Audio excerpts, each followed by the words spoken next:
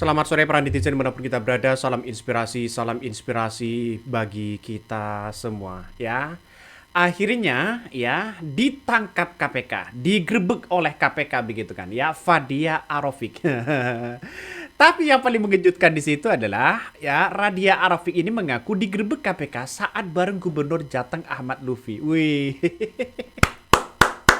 Ada apa bos ya? Ada apa kok bisa seperti itu begitu? Kenapa Ahmad Lutfi tidak tidak juga digerebek begitu kan? Ada apa? Kan orang pasti bertanya-tanya begitu. Nah, Selamat siang Ibu. ada yang mau sampaikan Bu?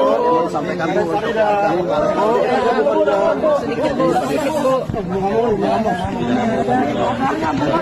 Yang pasti Mas, saya tidak OTT, saya tidak ada barang apapun yang diambil. Dan pada saat penangkapan saya mereka menggerebek ke rumah, saya sedang sama Pak Gubernur Jawa Tengah. Jadi saya tidak ada OTT apapun, barang rupiah pun demi Allah nggak ada. Ibu bersama Gubernur Jawa Tengah membahas apa Ibu? Nggak membahas izin bahwa saya besok nggak bisa hadir acara MBG gitu. Bu, Ibu ikut proyek dalam pengadaan PBJ juga Bu ya? Perusahaannya Bu? Enggak, saya tidak ikut, Mbak. Itu jatuh, bukan? Itu bukan punya saya nggak pakai OTT dan tidak ada barang serupiah pun di saya demi Allah. Walaupun di kepala dinas saya pun juga tidak ada serupiah pun. Tapi kita mengikuti aja lah, biarin aja. Ada Allah aja nanti Bang. Masih jalan. Ada Bang, mudah-mudahan nanti siapa yang jahat akan dibalas oleh Allah. Ibu kalau kamu merasa nggak di OTT bakal mau jual perapradilannya Bu? Ya, saya akan diskusi dengan pengacara merasa demi Allah tidak ada KTP serupiah pun tidak ada, kepala dinas saya pun tidak ada. Dibayar pas ini Bu, apa salah Bu? Oh sama Bu. Saya membaca begitu kan ya dari beberapa media begitu kan, bahkan dari konferensi persnya dari KPK begitu kan ya, memang ada nuansa-nuansa kong kali kong besar ya, soal proyek tender besar ya yang kemudian diduga mengalir ke perusahaan-perusahaan dari dari Fadia Arofik ini. Ini ngeri-ngeri sedap bos ya, ngeri-ngeri sedap. Ini banyak yang kemudian disampaikan begitu dalam jumpa persnya ya oleh KPK. Apa yang kemudian disampaikan oleh KPK ini menandakan bahwa ya satu persatu ya geng Solo sudah mulai ditangkap begitu ya. Komisi Pemberantasan Korupsi KPK ini mengungkapkan bahwa lokasi penangkapan bupati ini di Bupati Pekalongan ini, yakni Fadia Arofik ini, dalam rangkaian operasi tangkap tangan atau OTT begitu kan ya pada 2 sampai 3 Maret 2026.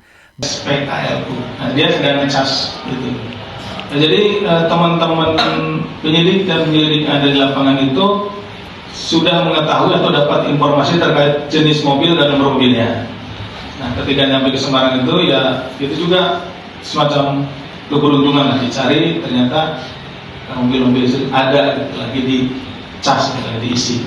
Nah, disitulah ketemunya. Itu informasi yang disampaikan oleh teman-teman di lapangan kepada kami seperti itu.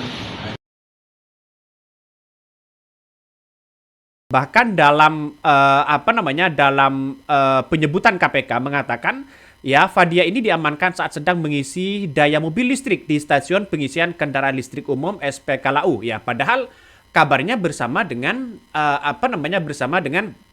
Gubernur Jawa Tengah. Mana yang benar ini? Ini semoga ada klarifikasi begitu kan ya. Karena apa? Karena KPK menjelaskan bahwa tim penyidik KPK itu sebenarnya sudah mengantongi kabarnya begitu kan ya. Mengantongi bukti-bukti yang kuat begitu kan soal informasi mengenai sasarannya ya, mulai dari kendaraan mobil dan sebagainya begitu. Nah, salah satu yang kemudian dia ditangkap kalau misalnya bersama dengan Gubernur Jateng begitu, maka ini pertanda ada apa? Orang kan pasti bertanya-tanya begitu kan ya, bertanya-tanya apa di balik ini semua. Kasus apa yang menyeretnya begitu? Kan orang pasti bertanya-tanya begitu. Kenapa Ahmad Lutfi tidak dibawa oleh KPK? Kan itu logikanya begitu kan ya. Ternyata usut punya usut begitu kan, banyak yang kemudian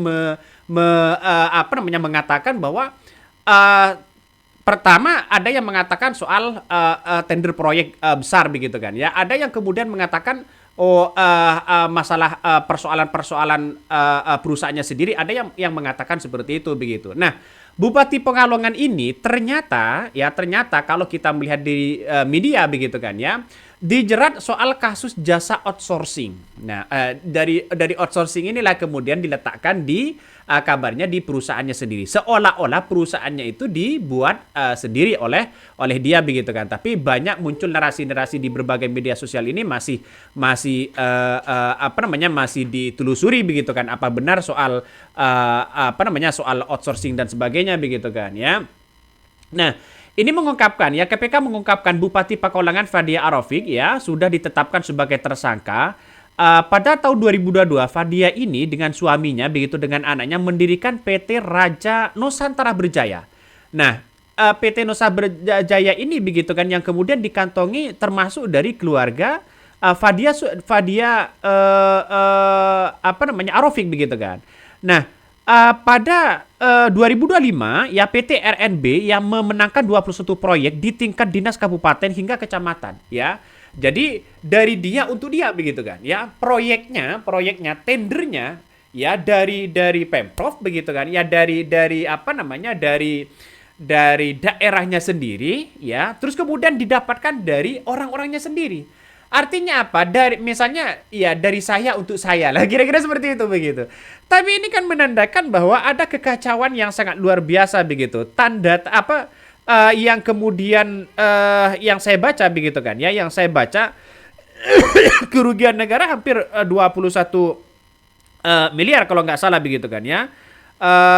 Dalam beberapa proyek itu begitu. Nah, 19 miliar begitu dari hasil perbuatannya. Ini kan menandakan tidak sehat begitu kan ya. Dulu memang orang-orang itu dekat dengan geng Solo begitu kan, tapi banyak orang yang kemudian satu persatu sudah mulai dibidik oleh KPK. Ada apa? Kan orang-orang pasti bertanya seperti itu begitu. Coba kita baca ya komentar-komentar dari netizen misalnya begitu kan. Nih, menurut Asep, saat tim bergerebek di Semarang, mereka sempat kesulitan menemukan kendaraan yang dimaksud. Namun informasi soal mobil listrik yang telah terlebih dahulu dikantongi menjadi petunjuk nantinya ya. Terus kemudian pentingnya, petunjuk penting. Nah, Asep menyebarkan bahwa Fadia baru berhasil diamankan sekitar tengah malam. Bayangkan. Ini ngeri-ngeri sedap, bos ya, ngeri-ngeri sedap. Coba kita baca lagi komentar-komentar dari netizen begitu. Ayo KPK, ya jangan tebang pilih kalau menangkan koruptor. Apa karena satu angkatan dengan KPK? Siapapun kita harus ditangkap begitu kan. Ada yang mengatakan ini, lihat saja ini. Siapa yang sering just tip ini, titip itu dan sebagainya. Orang-orang kan pasti muncul spekulasi itu begitu. Ada yang mengatakan kenapa Ahmad Lutfi kok nggak diangkut sekalian. Nah, ini salah satu komentarnya. Karena ini ya dikatakan tadi begitu oleh tersangka begitu, oleh Fadia Arofik. Dia mengatakan kalau bersama dengan Ahmad Lutfi berarti kan Ahmad Lutfi tidak ikut dalam proyek ini begitu. Yang dimaksud dalam proyek ini begitu kan ya, dia dari keluarganya tersangka begitu kan ya, proyeknya juga yang mendapatkan tendernya proyek itu ya dari keluarganya juga begitu. Artinya tidak ada sangkut pautnya dengan Ahmad Lutfi mungkin, tapi di luar sana masih banyak spekulasi-spekulasi yang ada. Tapi saya menganggap bahwa ini harus benar-benar tuntas begitu kan. Jangan sampai hilang di telan bumi. Ini masih percaya ya dengan mau pejabat Justip ya Mulyono. Udah berapa banyak pejabat yang ditangkap oleh KPK? Ini banyak sekali begitu kan ya. Semua problematik semua yang di-endorse sama geng Solo. Ini salah satu komentar-komentar dari netizen begitu kan. Banyak sekali pro dan kontra. Jadi kalau sudah seperti ini gimana begitu kan ya? Orang-orang akan tetap membicarakan yang namanya Jokowi begitu ya. Jadi saya kira ini sangat-sangat penting sekali begitu kan, bahwa KPK harus benar-benar jangan tebang pilih siapapun ya. Kalau misalnya dia sudah ada alat bukti yang cukup begitu untuk mentersangkakan orang, silakan ditangkap begitu ya. Kalau nggak korupsi mosok ditangkap, malu yang ketangkap, enak jadi bupati. Ya ini kan dari beberapa pengakuan yang awalnya begitu kan, dia kan nampaknya mau ngeles begitu kan ya, mau ngeles soal soal dirinya begitu kan ya. Saya tidak ada alat bukti sama sekali, padahal dengan beberapa proyek yang ada itu sudah ada alat bukti begitu kan. Ini ngeri-ngeri sedap bos ya.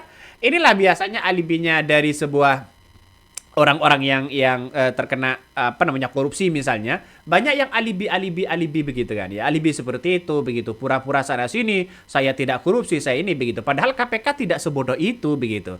KPK punya bukti yang kuat ya. Bayangkan dengan tahun 2022 begitu kan, tahun 2022 begitu kan ya.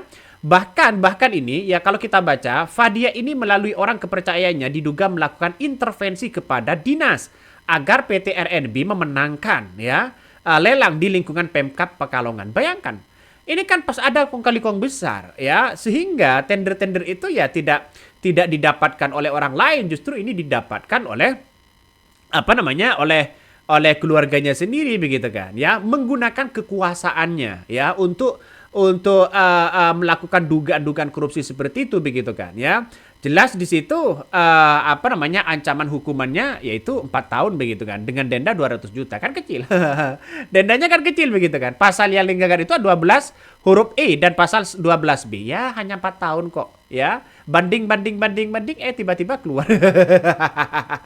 Misalnya begitu kan, misalnya. Ya kita kan tidak tahu begitu seperti apa. Tapi yang terpenting KPK, saya memberikan apresiasi yang sangat luar biasa dan setingginya begitu kepada KPK begitu. Oke, mungkin itu yang kami sampaikan ya. Tonton terus di channel Hodari Podcast Rakyat ini, jangan lupa di subscribe.